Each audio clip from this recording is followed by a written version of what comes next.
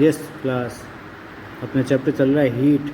उसमें आज आगे एक एक्टिविटी है, take a round bottom flask. एक राउंड बॉटम यानी गोल आकार के बॉटम की यानी पैंदे की फ्लास्क लीजिए। If flask is not available a beaker can be used. अगर फ्लास्क आपके पास अवेलेबल नहीं है तो आप एक बीकर यूज़ कर सकते हैं।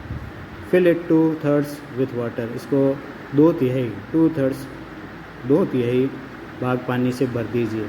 Place it on a tripod और make some arrangement to place the flask in such a way that you can heat it by placing a candle below it. इसको एक ऐसे ट्राईपॉड पे रखिए और इस तरह से अरेंजमेंट कीजिए ताकि फ्लास्क इस तरह से हो कि उसको हम गर्म कर सकें। इसके नीचे एक कैंडल रख के यानी मोमबत्ती रख के। Wait till the water in the flask is still. तब तक इंतज़ार कीजिए जब तक कि फ्लास्क में पानी स्थिर हो जाए। स्टिल का मतलब स्थिर होना, रुक जाए। Place a crystal of potassium permanganate at the bottom of the flask. और पोटेशियम परमैंगनेट का क्रिस्टल जो है इस फ्लास्क के बॉटम में रख दीजिए, नीचे रख दीजिए यानी कि जेंटली यूजिंग ए स्ट्रॉ। और एक आराम से धीरे धीरे एक स्ट्रॉ का यूज़ कीजिए। Now heat the water by placing the candle just below the crystal. अब कैंडल से क्रिस्टल के नीचे रख के कैंडल को उस क्रिस्टल के एकदम जस्ट नीचे रख के उसको गर्म कीजिए। Right your observation in your notebook and also draw a picture of. Right your observation in your notebook.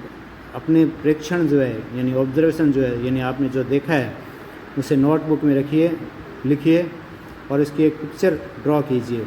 What you observe, आप क्या देखते हो। When water is heated the water near the flame gets hot. जब पानी गर्म होता है तो फ्लेम के पास वाला पानी आपको गर्म दिखाई देगा, गर्म महसूस होगा। Hot water rises up. गर्म पानी ऊपर उठता है। The cold water from the sides moves down towards the source of heat. और जो ठंडा पानी है वो नीचे की तरफ जाएगा। गर्म पानी जो है वो ऊपर की तरफ आएगा और ठंडा पानी जो है नीचे की तरफ जाएगा जहाँ पे उसको गर्मी मिल रही है, सोर्स ऑफ हीट यानी जहाँ उसको गर्मी मिल रही है। This water also gets hot and rises. वह पानी भी गर्म होगा और ऊपर उठेगा।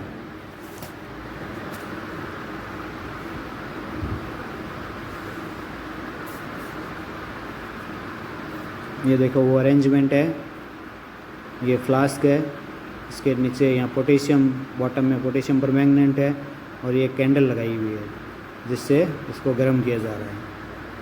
And water from the sides moves down. और साइड से यहाँ पे जो पानी है वो तो गर्म होकर ऊपर उठेगा और ठंडा पानी साइड से, इधर साइड से नीचे आएगा। This process continues till the whole water gets heated. यह प्रोसेस तब तक चलती रहेगी जब तक कि पूरा पानी गर्म नहीं हो जाता। यानी गर्म पानी तो ऊपर उठता रहेगा और ठंडा पानी साइड से नीचे आता रहेगा। This mode of heat transfer is known as convection. ये जो हीट का ट्रांसफ़र जो हो रहा है उस तरीके को, उस मोड को कन्वेक्शन बोलते हैं। How does the heat travel in air. Heat air में कैसे ट्रैवल करती है, हवा में कैसे चलती है, फैलती है, यात्रा करती है, घूमती है। In which direction does the smoke go. किस दिशा में धुआं उठता है। The air near the heat source gets hot and rises. जो हीट के पास, हीट के सोर्स के पास जो हवा होती है वो राइजेज होती है यानी ऊपर उठती है। The air from the sides comes in to take its place. और साइड से जो एयर है वो इस स्थान पर वापस आ जाती है। इन दिस वे यानी गर्म हवा के स्थान पर वो ठंडी हवा साइड से वापस आ जाती है। In this way the air gets heated. इस तरह से हवा गर्म हो जाती है। The following activity confirms this idea. ये जो आने वाली एक्टिविटी है वो इस आइडिया को बताएगी। एक activity, light a candle, keep one hand above the flame and one hand on the side of the flame.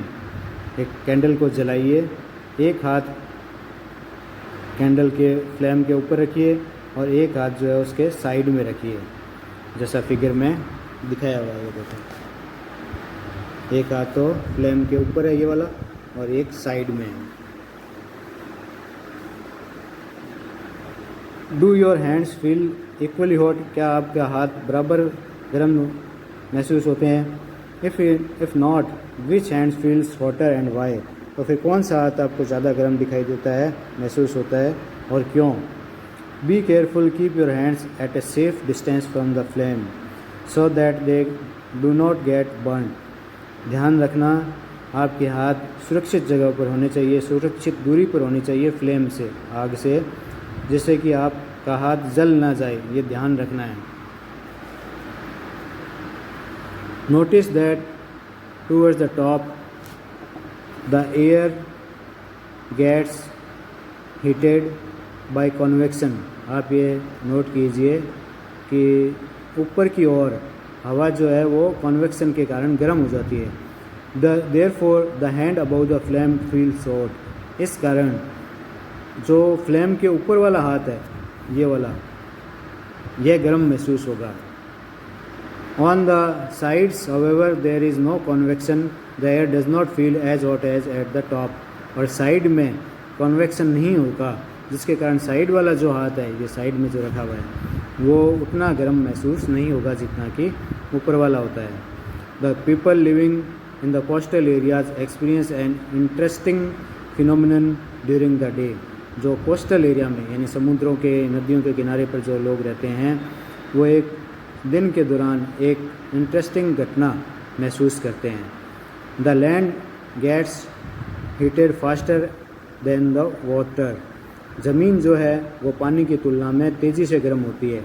The air over the land becomes hotter and rises up. और ज़मीन के ऊपर की जो हवा है वो गर्म हो जाती है और ऊपर उठती है।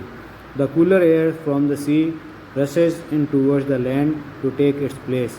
और जो समुद्र के ऊपर, सी के ऊपर जो ठंडी हवा होती है, वो ज़मीन की तरफ उस हवा के स्थान पर आ जाती है जो वहाँ से गर्म होकर उठ जाती है। तो ज़मीन की तरफ आ जाती है समुद्र से हवा, ठंडी हवा। The warm air from the land moves towards the sea to complete the cycle.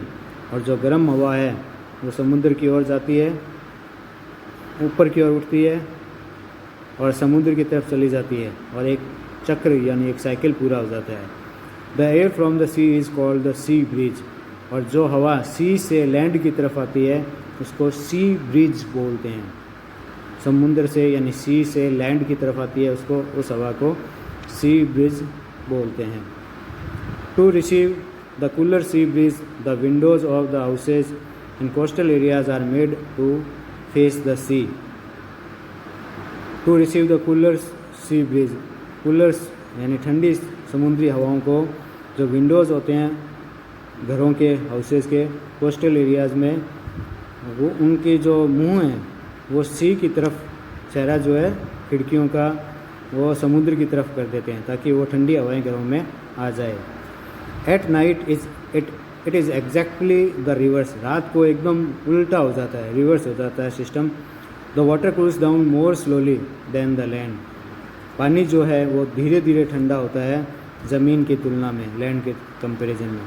So the cool air from the land moves towards the sea. इसलिए जो ठंडी हवा है ज़मीन से वो सी की तरफ जाती है। This is called the land bridge. यानी रात में ठंडी हवाएं ज़मीन से, लैंड से सी की तरफ जाती है, उन हवाओं को लैंड ब्रिज बोलते हैं।